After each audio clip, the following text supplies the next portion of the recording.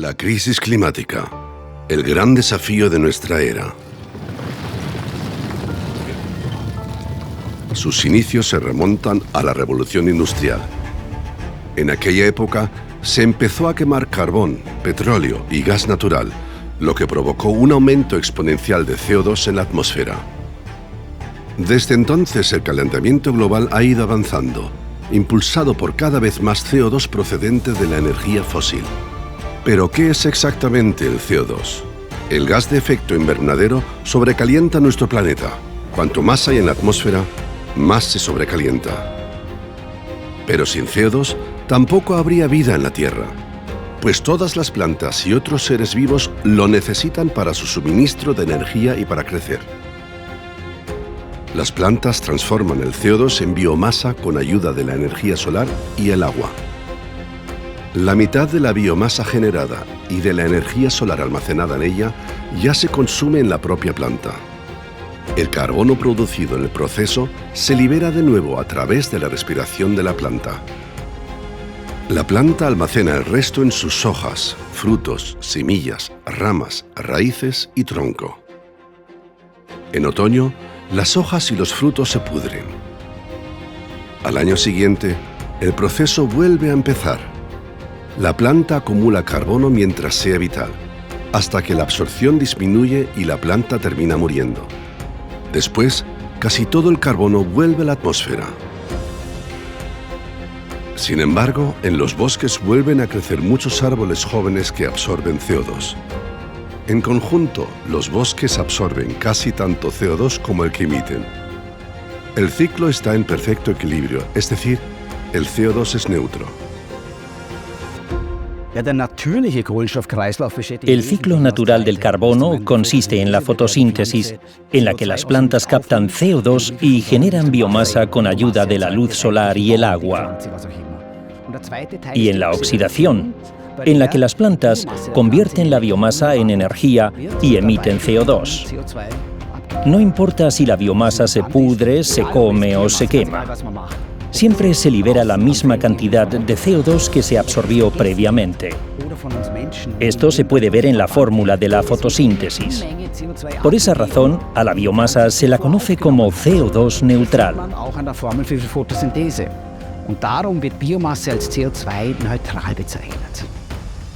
En el caso de los combustibles fósiles, la situación es bien distinta. Su carbono se extrajo del aire hace millones de años y quedó atrapado en la corteza terrestre. Como resultado, nuestro planeta se ha enfriado con el tiempo. Hasta ahora, la extracción excesiva de carbón, gas natural y petróleo está sacando el carbono de las profundidades e impulsando de forma implacable el cambio climático.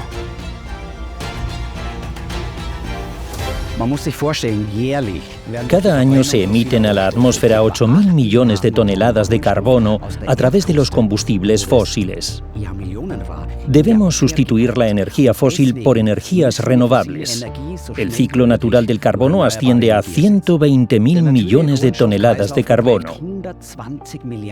Si utilizáramos tan solo un 5% para la bioenergía, podríamos prescindir del carbono, el petróleo y el gas.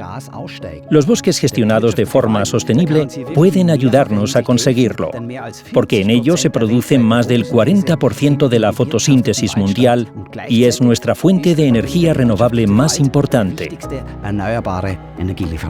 Gracias a la silvicultura y gestión de la madera sostenible según el modelo europeo, el 10% del ciclo natural del carbono en el bosque se vuelve utilizable para las personas. En la explotación forestal, las ramas finas y los tocones permanecen en el bosque. Para producir madera para energía, la madera de baja calidad se transforma en astillas o leña y se utiliza sobre todo a escala regional. La madera industrial se transforma en celulosa, cartón o papel, proceso en el que se obtiene aún más energía renovable como subproducto. La madera de mayor valor, la madera aserrada, se transforma en productos de madera duraderos. En ellos se almacena parte del carbono a largo plazo. Por cada metro cúbico de madera empleado, se producen entre 6 y 10 metros cúbicos de subproductos en el bosque, el aserradero y la transformación de la madera. Una parte se utiliza como pellets de madera. Toda la madera que no se utilice ni se pudra puede ayudar a proteger el clima y a reemplazar combustibles fósiles, como el carbón, el petróleo y el gas natural y materiales de construcción perjudiciales para el clima. Y ya es hora de actuar, porque el cambio climático pasa factura a los bosques. Utilizar la madera ayuda al bosque de diversas formas.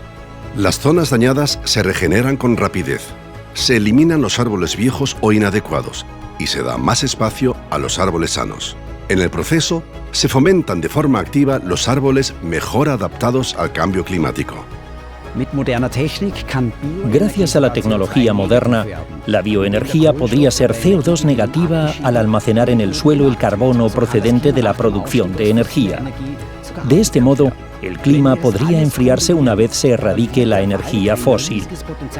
Además del ahorro energético y otras energías renovables, los bosques ofrecen una vía de escape a la crisis climática. Cada día cuenta en la lucha contra la catástrofe climática, pero juntos podemos lograrlo.